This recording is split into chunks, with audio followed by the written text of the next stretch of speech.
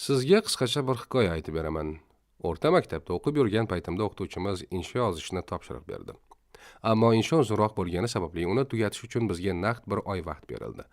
O'sha paytlarda men hamma ishlarimni doim orqaga surib yurardim va bizga berilgan muddat juda uzoq bo'lgani uchun inshoni yozishni boshlash haqida hali o'ylab ham ko'rmagandim. Buning o'rniga men vaqtimni video o'yinlar o'ynash bilan o'tkazardim. Kunlar o'tardi va muddat yaqinlashib borardi, lekin men hattoki bir dona ham so'z yozmagandim. Inshoni topshirishimizdan taxminan 2 kun oldin men muddat juda yaqin qolgani sababli topshiriqni o'z vaqtida tugata olmayman deb o'ylab qoldim. O'sha paytda miyam qotib qolgandi. Faqat 2 kungina qoldi. Men bor vujudim bilan insho yozishga kirishdim. Inshoni o'z vaqtida yakunlash men uchun birinchi darajali, qolgan hamma narsa ikkinchi darajaga aylanib bo'lgandi. Men video o'yinlar yoki boshqa bekorchi narsalar haqida umuman o'ylamay qo'ygandim. Mening bor e'tiborim o'sha inshoga qaratilgan edi. Shukrki, inshoni o'z vaqtida tugatib topshirdim. Bundan tashqari yaxshigina baho ham oldim. Keling sizga Parkinson qonuni haqida so'zlab beraman. Qonunda shunday deyilgan: ish yakunlash uchun berilgan vaqtga qarab kattalashadi. Bu biroz tushunarsiz tuyulishi mumkin, lekin bu nimani anglatishini hozir sizga tushuntirib beraman. Masalan, agar kimdir sizga o'z maysasini o'rish uchun bir hafta vaqt bersa, buni qilish uchun sizga butun bir hafta kerak bo'ladi. Agar sizga bir oy berishsa, siz bir oy sarflashingiz mumkin. Agar bu ishni qilish uchun bir yil muddat berishsa, xudo ko'rsatmasin, buning uchun butun bir yil ketishi mumkin. Qonunning xulosasi shuki, biror narsani bajarish uchun sizda vaqt qanchalik ko'p bo'lsa, uni tugatish uchun shuncha vaqt sarflaysiz. Maqsadingizni amalga oshirish uchun vaqt qancha kam bo'lsa, uni sizga berilgan vaqt ichida bajarishingiz ehtimoli shunchalik yuqori bo'ladi. Ammo agar maqsad yoki vazifaning aniq muddati belgilanmagan bo'lsa, u hech qachon amalga oshmaydi. Biz ko'pincha vaqt haqida bir katta xatoga yo'l qo'yamiz. Ya'ni maktab uchun insho bo'ladimi yoki kimningdir maysasini o'rish bo'ladimi, bitirmoqchi bo'lgan bir vazifamiz bo'lsa, uni bajarish uchun qancha ko'p vaqt ajratsak, yakuniy natija shunchalik yaxshi bo'ladi deb o'ylaymiz. Aslida bu xato. Ko'pincha holatda bunday bo'lmaydi. Berilgan vaqtning asosiy qismini ishni orqaga surishga sarflanadi va uning faqat kichik bir qismidagina maqsadimizni amalga oshiramiz. Agar kimdir sizga maysazorini o'rish uchun bir oy vaqt bergan bo'lsa, sizga ishni boshlashingiz uchun 29 kun kerak bo'ladi. Chunki siz buni bir kunda tugatish mumkinligini bilasiz. Bu 29 kunlik kechiktirishdir. Chunki siz ishni boshlashdan oldin yetarlicha vaqtingiz borligini bilasiz. Xuddi shu narsa o'rta maktabdagi insho bilan sodir bo'lgandi.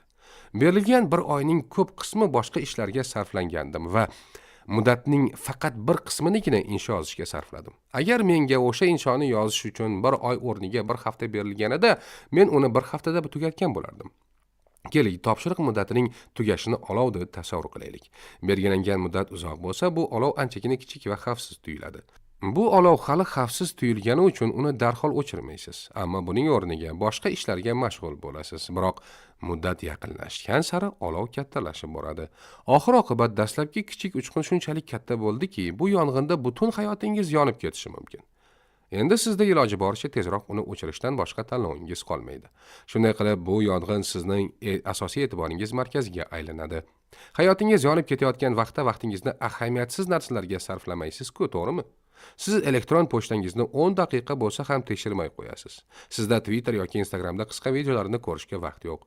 Siz endi video o'yinlar o'ynash haqida o'ylamaysiz. Ya'ni odatda sizning ishlarni orqaga surishingizga sabab bo'lgan mashg'ulotlar ikkinchi darajali va ahamiyatsiz bo'lib qoladi. Buning o'rniga yong'inni o'chirish sizning birinchi darajali vazifangizga aylanadi. Boshqacha qilib aytganda, sizning muddatingiz juda yaqin yoki yong'in juda katta bo'lganligi sababli siz o'z vazifangizga ko'proq e'tibor berasiz. Oldingi holatga o'xshab ahamiyatsiz ishlarga vaqt sarflashga, bekorchi narsalar bilan mashg'ul bo'lishiga imkoningiz yo'q. Buning o'rniga siz o'sha olovga to'liq e'tiboringizni qaratasiz. Parkinson qonuni vaqtni boshqarish nuqtai nazaridan juda muhimdir. Agar biror narsani bir kunda bajarish mumkinligini bilsangiz, uni tugatish uchun 2 kun vaqt sarflamang. O'zingizga qo'shimcha vaqt ajratish sizga yaxshi natijalar beradi deb o'ylashingiz mumkin. Biroq ta'kidlaganimdek, ko'p vaqt ahamiyatsiz narsalarga sarflanadi va qisqaroq muddatning yakuniy natijasi ko'pincha bir necha marta yaxshi bo'ladi. Chunki chalg'imaysiz va ko'proq e'tiboringizni ishga qaratasiz. Biroq siz belgilangan muddatlar mantiqqa asoslangan bo'lishi kerak. Agar biror narsani bajarish uchun bir hafta vaqt ketishini bilsangiz, ertaga tugatishni maqsad qilib belgilamang. va aniq-ku deyishingiz mumkin, lekin ko'pchilik odamlar Parkinson qonuni haqida birinchi marta eshitganlarida shunday ish tutishadi. Biroq siz o'z imkoniyatlaringizdan kengroq foydalanishingiz mumkin. Ehtimol siz bu yo'lda ba'zi yordamchi vositalarni ham toparsiz. Muddatingiz juda qisqa yoki juda uzoq bo'lishi, umuman muddat belgilanmaganidan ko'ra yaxshiroqdir. Esingizda bo'lsinki, agar muddat aniq bo'lmasa, maqsadingizga hech qachon erisha olmaysiz. Shunday qilib, agar sizda hech qanday olov bo'lmasa, uni yaratishingiz kerak. Tomosha qilganingiz uchun katta rahmat.